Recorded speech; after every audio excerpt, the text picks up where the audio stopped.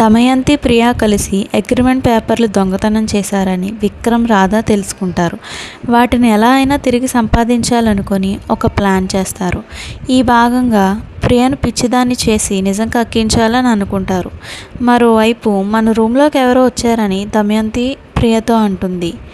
మీ బావకు అనుమానం వచ్చి ఉంటుంది. ఆయన పేపర్స్ ఇక్కడ లేవు, భద్రంగా దాచిపెట్టాను అని ప్రియతో చెప్తుంది.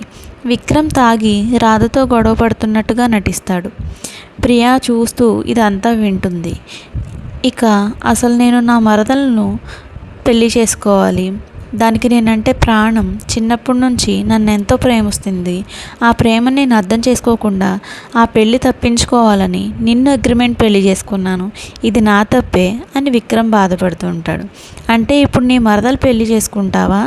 అగ్రిమెంట్ ఉంది, అది పూర్తయ్యే వరకు పెళ్లి చేసుకోవడానికి వీల్లేదు అని రాధ అంటుంది.